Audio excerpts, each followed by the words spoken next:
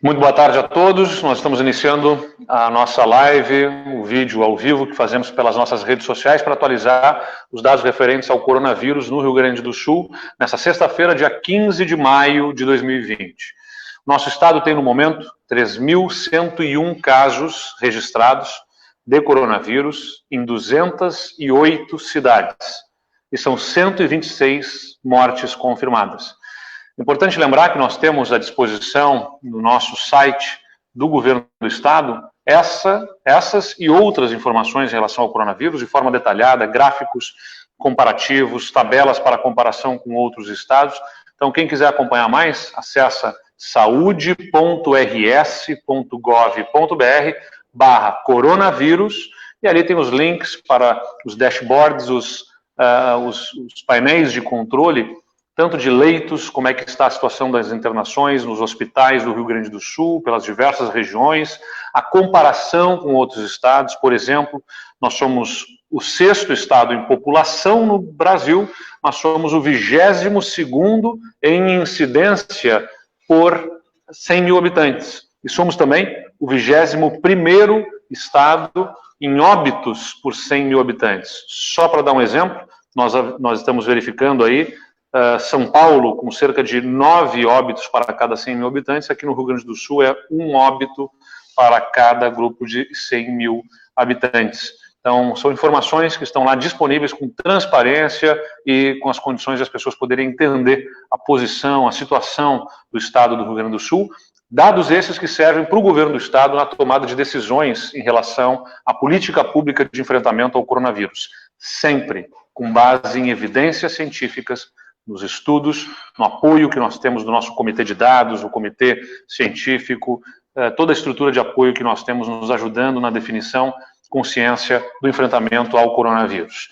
Nesse momento, nós temos uma taxa de ocupação das nossas UTIs em 72,9%. Também quem acessar lá no portal das UTIs, dos leitos, vai verificar que a gente tem mantido essa estabilidade em torno de 70%, 68% a 72% de UTIs utilizadas no estado do Rio Grande do Sul, o que é um bom sinal de estabilidade na disseminação do coronavírus no estado do Rio Grande do Sul, associado a outros dados, como aquele da Universidade Federal de Pelotas, na pesquisa de prevalência, que entre a primeira e a segunda rodada verificou triplicarem-se os casos de coronavírus, mas que entre a segunda e a terceira não chegou nem a dobrar o número de casos, a taxa de incidência, confirmam, né, que nós temos uma estratégia consistente e que temos o povo gaúcho colaborando com o enfrentamento ao coronavírus. Isso deve ser destacado, ressaltado e cumprimentado aí ao povo gaúcho. Salientando que dos que estão internados em leitos hospitalares de terapia intensiva, são 16,9% os que são internados por casos de coronavírus ou por suspeita de Covid-19 ou outra síndrome respiratória aguda grave. 63,7% dos casos entre os que estão diagnosticados, dos 3.100, já se recuperaram, o que é também um bom sintoma, porque temos um maior número de casos que já se recuperaram do que casos ativos. Isso também é um bom número, é um indicador, inclusive, que está lá naqueles que nós estamos monitorando, nos critérios do distanciamento controlado. Nós tivemos hoje o pedido de demissão, né, ainda a ser esclarecido as razões, os motivos para a saída do ministro da Saúde, Nelson Teich. Da minha parte, entendo que não houve sequer tempo para que fizéssemos uma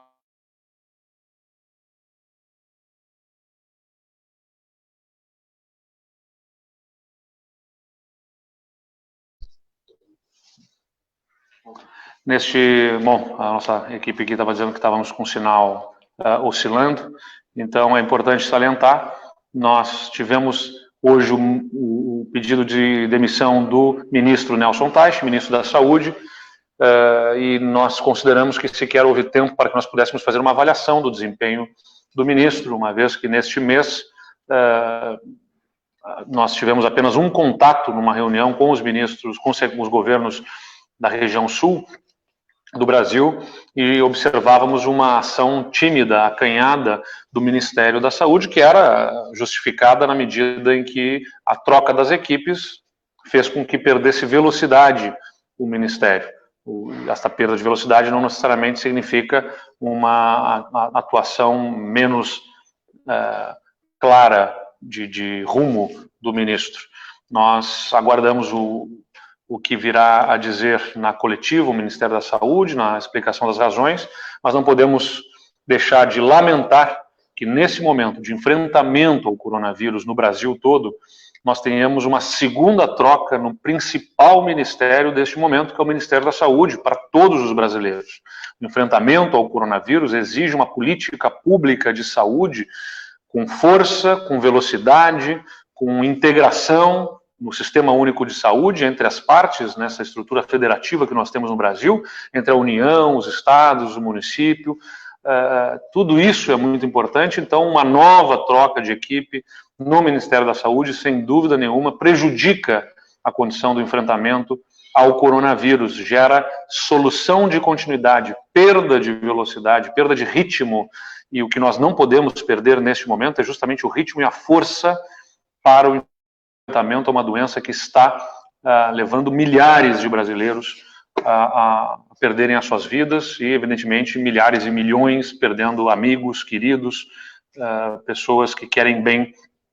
parentes próximos, e pior ainda, né, tendo insegurança em relação ao futuro, porque esta falta de clareza na política de enfrentamento ao coronavírus por parte do governo federal gera um outro efeito colateral grave, que é a perda de confiança na capacidade do governo central, do enfrentamento ao coronavírus, e, consequentemente, gera pouca esperança e expectativa positiva em relação ao futuro, o que compromete, inclusive, a economia, que argumenta o governo federal é uma de suas prioridades, porque se as pessoas não observarem com a atuação do governo federal de forma correta, adequada, clara, transparente no enfrentamento ao coronavírus, não adianta dizer às pessoas para que saiam de casa e voltem a consumir e que a economia se reative, porque o governo federal não estará dando clareza e segurança para que as pessoas possam voltar a uma vida normal. Então é fundamental que o governo federal se alinhe, né, e ajuste a sua política pública na área da saúde, com equipe técnica, com respeito à ciência e com muita integração com os entes subnacionais, como nós fazemos aqui, os governos estaduais, com as prefeituras, com muita troca, com muita conversa, com muito diálogo, com muita construção conjunta, para que nós possamos desenvolver a melhor política pública no enfrentamento ao coronavírus. É fundamental integração e não enfrentamento na federação. Eu lamento, mais uma vez, que o governo federal não tenha encontrado o seu rumo para o enfrentamento ao coronavírus. Não deixaremos de fazer a nossa parte nos governos estaduais, aqui no Rio Grande do Sul, onde temos um bom modelo de enfrentamento, de conciliação entre a preservação à vida e a preservação também da atividade econômica, que toca na vida das pessoas, evidentemente. Nós estamos chegando justamente no final da primeira semana de funcionamento do nosso novo modelo de distanciamento controlado, que é este modelo que busca, que pressupõe fazer uma melhor conciliação da atividade econômica com a proteção à vida. Os primeiros dias serviram para que a população pudesse conhecer mais sobre esse modelo, para que ouvíssemos também a ponderação da sociedade. Nós temos, por parte da imprensa, um papel importante na divulgação, para dar conhecimento ao método, aos protocolos, e agradecemos, a imprensa está fazendo isso, ajudando a população a cumprir, a conhecer os protocolos, e estamos ouvindo as pessoas, entidades, como sempre fizemos, as prefeituras, para entendermos o impacto nos seus municípios, nas suas atividades econômicas e refletirmos sobre o modelo e, consequentemente, buscarmos aperfeiçoá-lo, aprimorar esse modelo. Aprimorar, conversar sobre aprimoramentos, sobre alterações do modelo, nada tem a ver com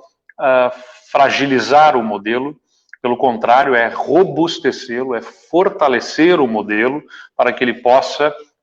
ao máximo possível, refletir as condições de saúde de cada uma das regiões tanto no que diz respeito à velocidade da disseminação do coronavírus, quanto à capacidade hospitalar para o atendimento da população.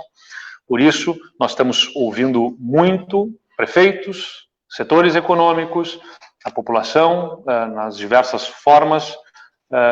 estabelecidas, inclusive pela disponibilidade no nosso site, para que as pessoas apresentem as suas sugestões, críticas, análises, de forma a buscarmos esse aprimoramento do modelo, sempre com os dados. Não é brigar com os dados aqui, é ouvir, não vamos nos submeter a pressões de interesses individuais, mas vamos ouvir toda a sugestão, crítica desprendida de qualquer arrogância, porque não consideramos o nosso modelo o modelo certo. Ele é um bom modelo, consistente, feito com muito critério, com muita análise de dados, com respeito à ciência, mas ele é um bom modelo, eu diria, um modelo que é um exemplo, mas ele é um modelo inovador e, notadamente, estará, assim como inovador que é, submetido a entendermos a sua implementação, a partir da sua implementação, a forma como se comporta na sociedade e estarmos dispostos a ouvir para aperfeiçoá-lo sem fazer conta de chegada, é importante ser dito. Não é para atender a expectativas de setores ou de regiões para o que querem apenas, mas considerando sempre a preservação à vida das pessoas, a saúde e também a atividade econômica, para que nós possamos efetivamente ter um modelo consistente e eficiente. Aliás, amanhã, lembrando, nós rodamos mais uma vez o mapa, né, neste modelo, e devemos ter, de tarde, nós fazemos todas as análises dos números pela manhã e fazemos uma rechecagem de todos os números, devemos ter no meio da tarde, ali até às 17 horas, a publicação do novo mapa com as bandeiras de cada região e, consequentemente, com os protocolos que deverão ser obedecidos pelos setores econômicos, divulgando amplamente para a população. Dentro do nosso modelo, um dos pontos que entra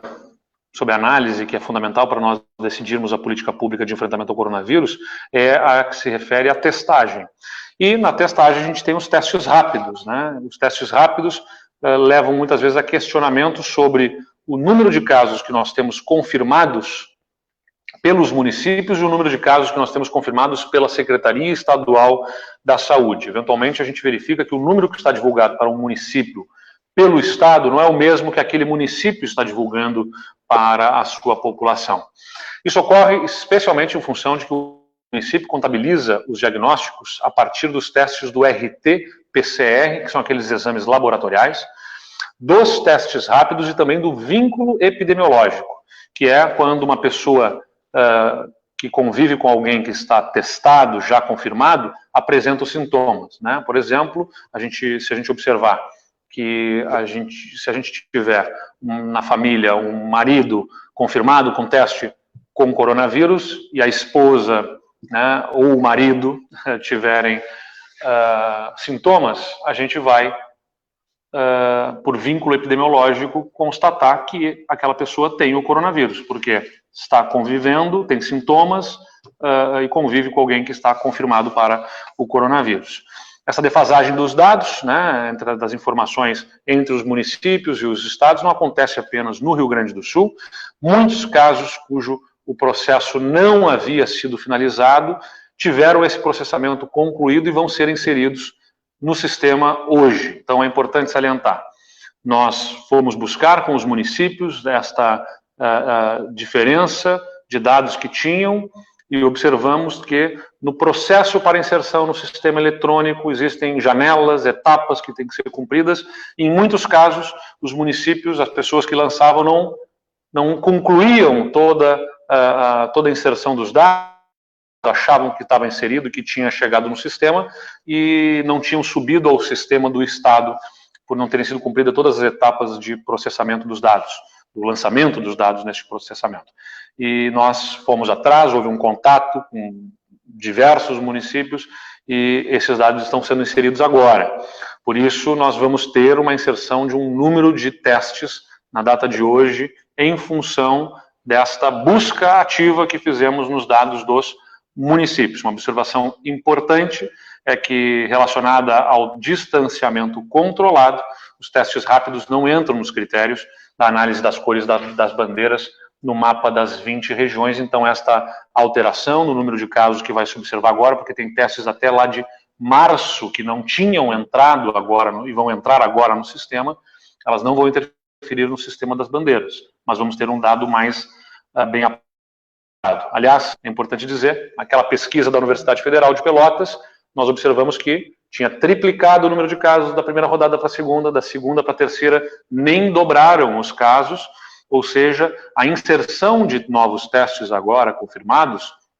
não significa que nós estamos tendo mais incidência, significa que nós estamos diminuindo a subnotificação. Lembrem que a pesquisa da Universidade Federal de Pelotas apontava que nós tínhamos uma subnotificação de quase 10 vezes o número de casos. Nós temos um número de casos em relação ao coronavírus que diagnosticados representam cerca de 10 vezes menos o que efetivamente é o número de pessoas que têm o coronavírus. A secretária Arita Bergman está conosco, e eu vou chamar a secretária Arita Bergman agora, porque foi feito todo esse esforço por parte do Estado e dos municípios para garantir esse alinhamento, atualizado diariamente, e agora a secretária nos conta um pouco mais sobre isso que eu acabei de falar. Secretária Arita. Boa tarde, governador. Boa tarde a todos que acompanham as informações diárias do governo do Estado. Realmente, nós verificamos, a partir do momento em que passamos a fazer a distribuição dos testes, segundo os critérios que também foram amplamente divulgados, que havia essa diferença entre as informações que os municípios anunciavam e o nosso sistema oficial de dados de casos confirmados. Então, importante, a partir do momento em que o Estado, junto com os municípios, fizeram uma força-tarefa de atualização do sistema, porque o sistema funciona assim, até vou colocar um pouco mais de detalhes, esse sistema até mudou de nome, agora ele é eSUS Notifica. O notificador, que é o posto de saúde, a UPA, o local onde é feito o teste rápido, a equipe cadastra a pessoa que fez o teste, confirma que fez esse teste, então encerra uma primeira planilha, mas quem tem que fazer a classificação final para que, de fato, este caso confirmado, seja ele de teste rápido, seja por vínculo epidemiológico, que é os casos de análises, ou seja também os casos de PCR, eles vão passar a ser contabilizados no momento em que tiver a etapa final, que é chamada de classificação. Esse é o nome que o sistema dá quando o caso se confirma. E nós, então, no momento em que fizemos este pente fino, diríamos assim, de trabalhar junto com os gestores, indo buscar os casos que estavam no sistema sem a devida conclusão, nós vamos hoje inserir no sistema confirmados 497 casos diluídos em períodos diferentes. Então, para ficar bem claro, esses novos casos que serão inseridos não são desta data de hoje, eles vêm se acumulando porque no sistema não havia sido dado o clique da classificação final. Para deixar isso mais claro, governador, e para que possamos usar uma mesma linguagem, nós estamos editando uma portaria que vai normatizar, então, a notificação, o monitoramento, o controle e a confirmação final dos testes. Novo, então, para ajudar também os nossos municípios, para que a gente possa ter o dado em tempo real. E, a partir de hoje, todo caso classificado entrará automaticamente nos dados oficiais do Estado e estará sendo colocado no dashboard. Muito bem, a secretária Arita Bergman continua conosco agora porque a gente tem uma excelente notícia na área da saúde no que diz respeito ao financiamento para os hospitais e fornecedores de medicamentos para o estado do Rio Grande do Sul. São 106 milhões de reais em recursos para a saúde, para hospitais e fornecedores de medicamentos, que a Secretaria de Saúde está pagando. Pagou hoje 66 milhões de reais o governo do estado, através da Secretaria de Saúde, para as instituições hospitalares gaúchas. Esse valor se soma aos outros 40 milhões de reais que nós informamos recentemente, na semana passada, pagos a fornecedores de medicamentos especiais, na quarta-feira, 40 milhões de reais pagos a fornecedores de medicamentos especiais, na última quarta-feira, dia 13, com recursos do Tesouro do Estado. São mais de 200 hospitais beneficiados e, com o repasse de hoje, nós mantemos a regularidade dos pagamentos aos hospitais e garantimos que esses hospitais, essas instituições, possam continuar com seus trabalhos no enfrentamento à epidemia do Covid-19. Não é demais lembrar que quando nós assumimos o governo do estado, em janeiro de 2019, os hospitais estavam com 3 meses de atraso nos seus pagamentos e as prefeituras com 6 meses de atraso nos seus pagamentos. Saúde não é prioridade para nós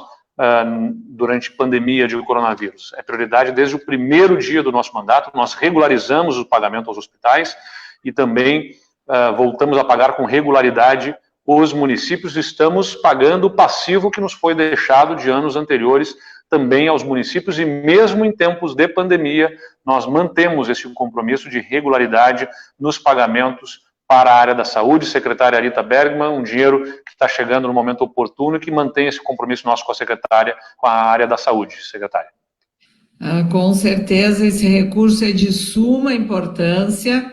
e esse valor, né, de 66 milhões, parte dele, 16 milhões de reais, é para o complemento do teto MAC. O que é o MAC? É todo o serviço de média e alta complexidade, hospitais cumprem, né, mesmo em época de pandemia, nós estamos mantendo a média do pagamento, nós sabemos que os hospitais ficaram um período sem estar com todo o seu potencial de atendimento ao público, mas o governo do estado mantém esse valor, e isso mensalmente, né, nós temos que cobrir essa diferença com recursos do Tesouro do Estado, e também estamos hoje integralizando os incentivos dos vários programas dos hospitais contratualizados pela gestão estadual. Certamente, esse recurso, né, significa que os hospitais se manterão em atendimento para a população, estão sendo grandes parceiros, não só porque ofereceram leitos clínicos COVID, como ampliaram a rede de leitos de UTI, e esse recurso eu tenho absoluta convicção que chega em boa hora dentro do programa de regularidade do governo estadual ao pagamento dos prestadores de serviços contratualizados pela gestão estadual. A secretária Arita vai ficar, como o programa diz aqui, no backstage, nos bastidores aqui, qualquer coisa, respostas às perguntas que virão da imprensa logo em seguida. Eu só queria, antes de nós passarmos às perguntas, fazer um esclarecimento sobre a questão de abertura de shopping centers no estado do Rio Grande do Sul, porque é necessário fazer esse esclarecimento. Ontem, a Secretaria de Saúde do Estado publicou no Diário Oficial do Estado do Rio Grande do Sul uma portaria que fixa as regras para o funcionamento e para a abertura, né, dos centros comerciais, os shopping centers. Não é a Secretaria de Saúde que está liberando e não é uma abertura, uma flexibilização desses últimos dias. A liberação da operação dos shopping centers, nas condições com absoluta restrição, foram definidas justamente no modelo do distanciamento controlado para as bandeiras amarela e laranja. Essa operação já estava prevista, sendo possível, para as bandeiras amarela e laranja, no modelo do distanciamento controlado. A portaria da Secretaria de Estado da Saúde apenas estabeleceu critérios específicos, foi mais detalhada em critérios, em protocolos que devem ser obedecidos nesses centros de compras, que parecem grandes empreendimentos, e são como condomínio grandes empreendimentos, mas que são condomínios de pequenos franqueados, pequenas lojas que empregam milhares de pessoas e que, portanto, no modelo do distanciamento controlado, tem a previsão de abertura possível dentro das condições estabelecidas para as bandeiras amarela e laranja, e para sermos ainda mais, né, protetores da saúde das pessoas, nós definimos nesta portaria da Secretaria de Saúde os critérios de funcionamento de forma ainda mais detalhada. As lojas deverão manter fechados os provadores de roupa, porque na manipulação das roupas, isso nós podemos ter maior possibilidade de contágio. Não é demais lembrar, quem acompanha o noticiário vê justamente que mesmo nos equipamentos de proteção individual para os profissionais de saúde, é a hora em que eles mais estão submetidos ao risco de contágio,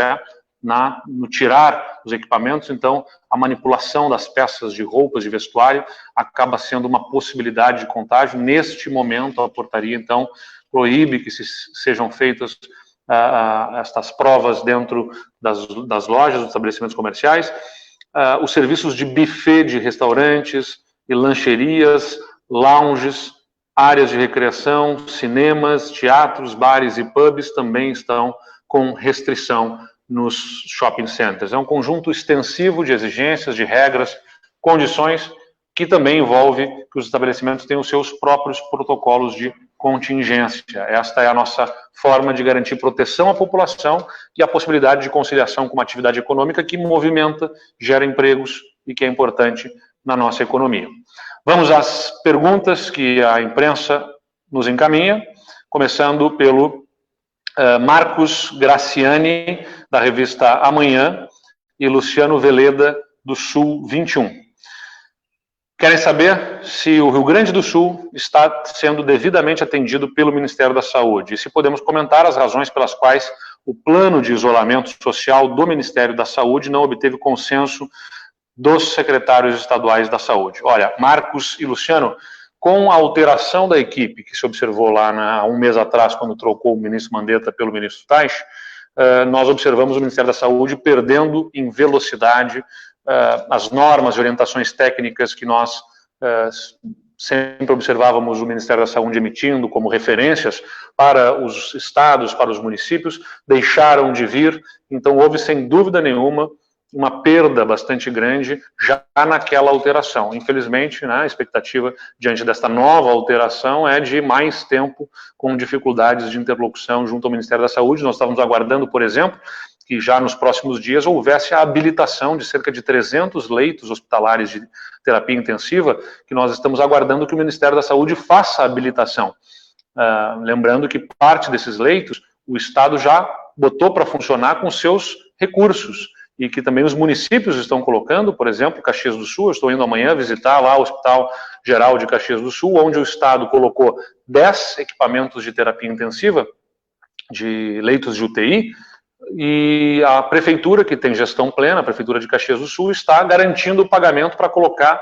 esses leitos em funcionamento. Mas esses leitos estão aguardando, por exemplo, a habilitação do Ministério da Saúde, o que não aconteceu até o presente momento, e que, infelizmente, pelas trocas de equipes, nós acabamos tendo pouca expectativa de que rapidamente se resolva.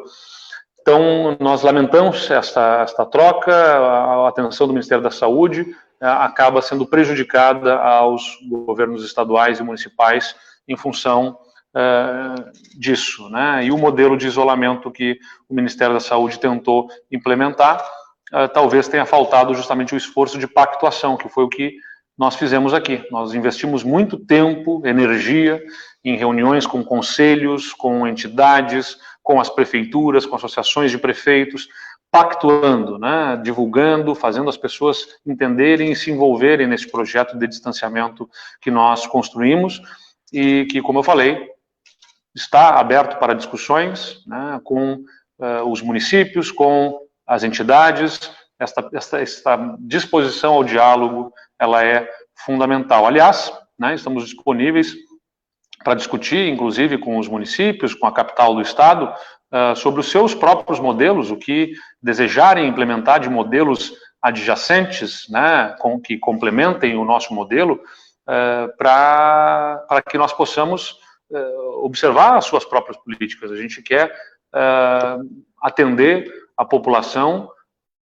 protegendo a vida da população, e estamos abertos a outros modelos, desde que, evidentemente, sejam apresentados esses outros modelos, tecnicamente, como o modelo do Rio Grande do Sul, do estado do Rio Grande do Sul, com método, né, com transparência, com clareza, como nós fizemos no nosso modelo que está lá, no distanciamentocontrolado.rs.gov.br. A Fernanda Crâncio, do Jornal do Comércio, diz que o prefeito Marquesan disse que a única atividade com retomada descartada nos próximos dias é a do ensino, para evitar as aglomerações em sala de aula e no transporte público. O governo estuda a possibilidade de implantar um calendário diferenciado para a retomada do ensino na capital e em cidades maiores, que consequentemente têm mais registros de casos de Covid-19. Fernanda, nós já dissemos que no mês de junho não haverá retorno às aulas. No mês de maio, né? Nós estamos estudando protocolos para o retorno em junho. E estamos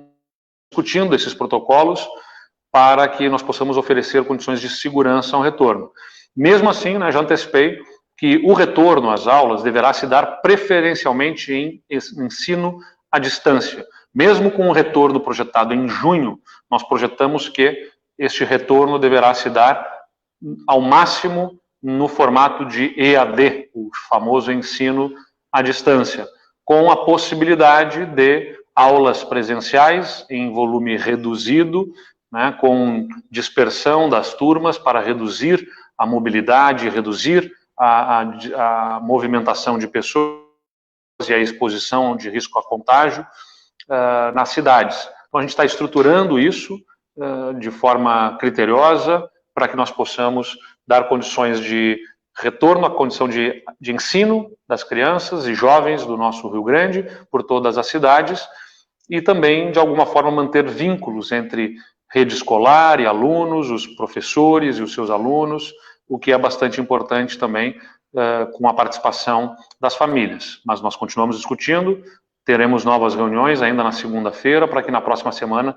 nós possamos buscar consolidar esse modelo, que também vamos discutir, inclusive, com os promotores da área da educação, do Ministério Público, que estão acompanhando e discutindo essas regras que deverão valer atendendo à rede pública e também à rede particular de ensino. O Matheus Ferraz, da Rádio Gaúcha, diz o seguinte: era aguardada até hoje a primeira parcela de ajuda da União, mas o projeto sequer foi sancionado. A projeção frustrada dá a entender que falta interlocução dos estados também com o Ministério da Economia. Há um canal de diálogo com a pasta? Ou o Rio Grande do Sul, os demais estados apenas aguardam os anúncios? Olha, Matheus, a gente tem, infelizmente, exatamente hoje, estamos completando 60 dias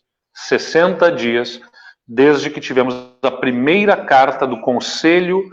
Nacional dos Secretários da Fazenda, em que se registrou a necessidade de suporte federal para os estados e para os municípios nas suas arrecadações.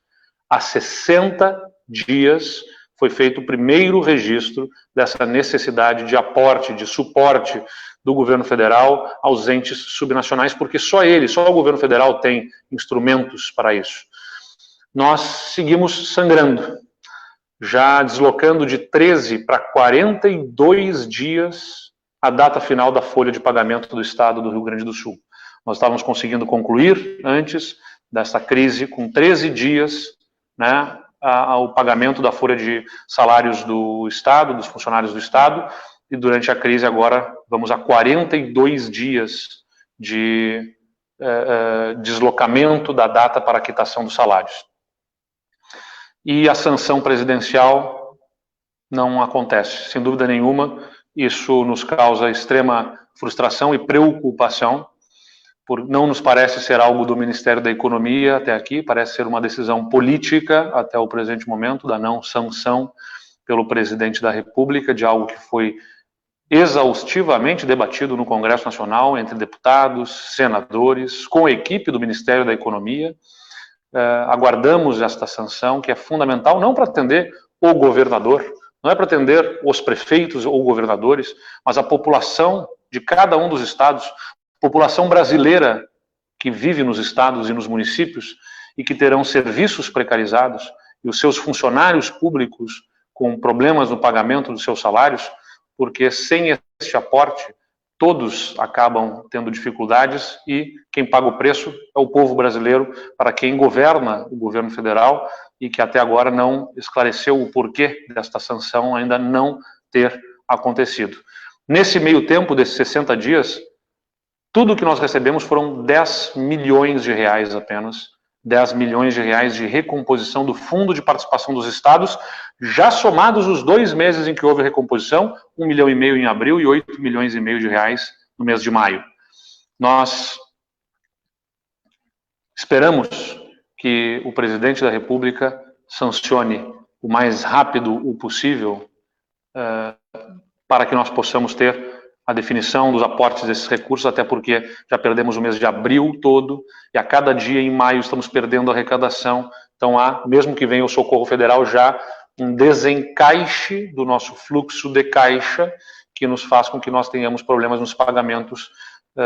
dos compromissos do governo do Estado, e que, infelizmente, compromete a condição, inclusive, do pagamento do salário dos servidores. Já foram 700 milhões de reais que perdemos no mês de abril, e rumamos aí para perto de 1 bilhão de reais de perdas neste mês de maio. Essas dificuldades, como eu disse, quem paga o preço não é o governador individualmente, eu, todos sabem, abri mão de parte do meu salário também, assim como estamos observando 20% de queda de receita em abril, perto de 30% de queda de receita em maio, abri mão do meu salário em 30% também, nossos secretários fizeram a mesma coisa,